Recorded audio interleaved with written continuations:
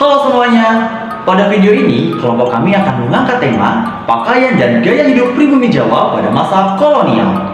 Disajikan dengan format visual narasi, pada video ini akan menampilkan pakaian, makanan, dan beragam jenis perabot rumah tangga yang digunakan oleh pribumi Jawa pada masa kolonial. Yuk simak videonya. Ya, di sini sudah ada gambar pakaian, di mana pakaian tersebut merupakan awal mula orang-orang Jawa mengenal adanya sebuah penutup tubuh. Pakaian yang digunakan perempuan Jawa pada kala itu hanya sebuah kain persegi panjang yang digunakan sebagai penutup dada dengan cara dililitkan ke tubuh tanpa adanya unsur jahit atau yang biasa kita kenal dengan sebutan kemben. Sedangkan pakaian laki-laki juga tidak jauh berbeda dari pakaian perempuan. Kaum pria pada kala itu juga hanya menggunakan kain yang dililitkan untuk menutupi tubuh bagian bawah saja. Kostum ini merupakan kostum menyeluruh yang dipakai semua kalangan sosial pada kala itu. Di sini, yang membedakan strata sosialnya adalah dari segi kain yang digunakan untuk membuat pakaian. Dengan demikian, di sini dapat dilihat dan disimpulkan bahwasannya kostum pria dan wanita Jawa kala itu sama-sama menggunakan kain yang dililitkan, di mana aksen pakaian perempuan memperlihatkan bahu dan juga mata kakinya, begitu pula dengan laki-laki yang hanya memperlihatkan tubuh bagian atas dan juga pergelangan kakinya. Perbedaannya di sini, kostum perempuan sangat terbatas untuk melakukan gerak, sedangkan laki-laki tidak membatasi gerak sehingga mereka dapat melakukan aktivitas di luar rumah. Baik, tentunya kita tidak asing lagi dengan gambar yang ada di sebelah kiri saya ini atau sebelah kanan yang kalian tonton. Jadi ini adalah pakaian tradisional peninggalan nenek moyang kita pada masa kolonial. Seperti pada tema video kali ini, yaitu mengenai pakaian serta perilaku pribumi Jawa pada masa kolonial. Tentunya kalian sudah tahu namanya apa? Ya, namanya adalah kebaya. Perlu kalian ketahui, kebaya ini merupakan perpaduan dari 3 etnis loh. Apa aja sih? Jadi kebaya ini perpaduan dari 3 etnis, yaitu ada Jawa, Eropa, serta Cina. Pakaian Jawa ini dulu sering digunakan para perempuan pribumi Jawa dalam kehidupan sehari-hari. Misalnya mereka mau ke pasar, berpergian, atau kemana-mana. Yang membedakan kebaya ini pada masa kolonial yaitu variasinya. Jadi semakin tinggi derajat sosial mereka, maka mereka akan memakai baju kebaya ini dengan variasi yang sangat mewah. Nah, tentunya kenapa sih kebaya ini dibuat begitu sempit dan tidak memiliki ruang bebas atau ketat gitu? Karena pada awalnya perempuan Jawa ini dituntut untuk selalu berperilaku anggun serta kalem. Jadi perempuan Jawa saat itu tidak boleh berperilaku seperti laki-laki yang suka berlari-lari. Jadi tuntut halus dalam berperilaku, dalam berjalan, dan kehidupan sehari-hari. Hingga saat ini kebaya masih kita gunakan, meskipun sekarang tidak digunakan dalam kehidupan sehari-hari, melainkan pada acara-acara tertentu, misalnya pernikahan atau acara-acara adat lainnya. Nah, pada awalnya kebaya yang kita gunakan ini tidak seperti yang kita gunakan. Jadi pada awalnya itu kebaya ini berbahan katun, hanya berbahan katun, dan tidak memiliki banyak sekali variasi warna dan pernak-pernik. Jadi hanya berbahan katun dan juga dominan gelap warnanya atau hitam. Setelah Eropa masuk dan memperkenalkan ciri khas mereka sehingga mengikuti gaya Eropa atau gaya Barat. Jadi pakaian yang awalnya berbahan katun ini berubah menjadi berbahan brokat. Kemudian datang lagi Cina dengan ciri khas mereka, pakaian yang warna cemerlang seperti merah, kuning, dan warna-warna emas lainnya. Lalu kebaya ini mengalami variasi lagi. Dia mengalami variasi pada perubahan warna yang awalnya dominan gelap menjadi berwarna-warni atau berwarna cerah. Seperti yang kita pakai sekarang. Pakaian Jawa di sini terlihat jelas bahwa orang-orang sudah menggunakan kemeja putih kerah dilengkapi dengan jas dan juga dasi kupu-kupu. Pakaian tersebut awalnya diperkenalkan oleh orang Belanda, di mana kala itu Belanda dalam kehidupan sehari-harinya baik di rumah maupun di kantor selalu mengenakan kemeja putih dilengkapi dengan jas dan memakai aksesoris dasi kupu-kupu.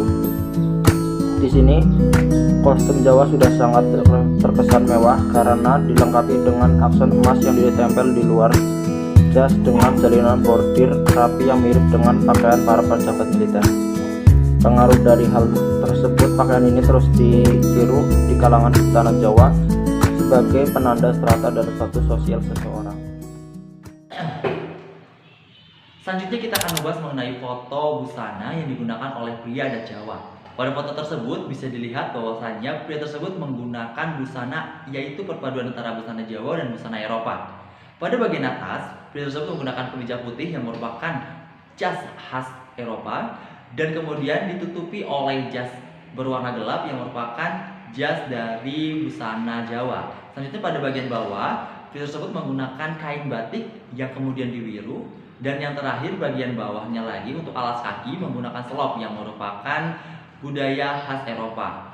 Bisa dilihat bahwasannya pada busana tersebut merupakan perpaduan antara Eropa dan Jawa, sehingga Jawa sangat menghormati Eropa karena sudah memperkenalkan busana Eropa kepada Jawa, sehingga ada Jawa, sehingga penduduk Jawa bisa mengambil aksen dari Eropa dan nantinya bisa menjadi busana khas Jawa. Nah, pakaian ini menunjukkan peradaban Jawa terkait kostum mulai berkembang. Di sini dapat kita lihat pria tersebut sudah mengenakan baju buntut militer yang dilengkapi dengan topi, celana, kaos kaki, dan juga sepatu yang merupakan unsur gaya Eropa untuk golongan kelas atas. Nah, kemudian dari istrinya memakai kebaya dengan leher tertutup dan juga menggunakan bawahan dengan kain batik tradisional. Putrinya yang masih sekolah pun juga memakai pakaian terusan gaya barat, dilengkapi pita di atas kepala dan juga sepatu yang terkesan mewah dan elegan. Dari potret foto keluarga tersebut telah menunjukkan betapa harmonisnya perpaduan gaya busana Jawa dan Eropa. Oke, kali ini saya akan melanjutkan materi dari teman saya. Saya akan menyampaikan tentang materi dari makanan pada masa kolonial saat itu. Pertama kali makanan yang ada itu ada jenis telur asin, di mana kala itu kan awal dari telur asin muncul itu garam. Garam itu merupakan salah satu bahan makanan yang melimpah pada saat itu. Kemudian adanya garam ini daripada manfaatnya lebih sedikit itu orang-orang berinisiatif untuk menjadikan garam ini salah satu bahan kombinasi untuk membuat salah satu makanan gitu. Kemudian adanya telur asin ini kala itu merupakan telur bebek yang direndam dengan air rendaman garam yang saat itu merupakan salah satu makanan pokok yang digunakan dalam kehidupan sehari-hari dan juga perbekalan perang pada saat itu.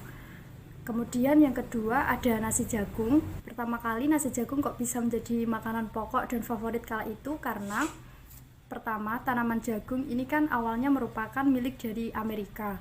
Kemudian jagung ini dikenalkan oleh bangsa Spanyol kala itu ketika ia menjajah di Indonesia.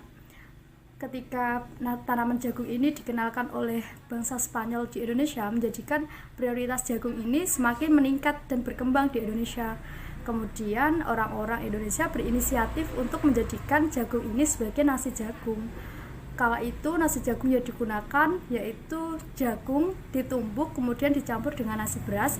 Kemudian yang kedua ada nasi jagung yang terbuat dari jagung asli lalu ditumbuk tanpa adanya campuran dari itu nasi beras. Kemudian nasi jagung ini menjadi makanan pokok sehari-harinya dan juga digunakan pada saat perbekalan perang kala itu. Terima kasih. Seperti namanya, Blau berasal dari bahasa Belanda yang berarti biru. Blau dikemas dalam tekstur padat maupun serbuk. Sebelum ada pemutih, orang-orang pada masa kolonial menggunakan blau untuk membersihkan pakaian. Blau memberikan efek cerah pada baju yang berwarna putih. Cara penggunaannya yaitu, siapkan air untuk mencuci, masukkan blau, lalu baju. Tinggal cuci, bilas, dan jemur. Sebelum adanya setrika listrik, orang-orang pada zaman kolonial harus menggunakan setrika arang. Setrika ini terbuat dari besi yang dibentuk seperti setrika pada zaman sekarang. Untuk menggunakannya, diperlukan arang atau bara. Dengan begitu, setrika arang akan selalu panas dan bertahan lama. Walaupun berat, teknologi zaman kolonial ini membuat setrika dapat merapikan pakaian dengan sempurna. Namun, diperlukan kehati-hatian agar tidak membolongi pakaian atau merusak pakaian. Demikian cuplikan video dari kelompok kami yang mengangkat tema pakaian dan gaya hidup pribumi Jawa pada masa kolonial.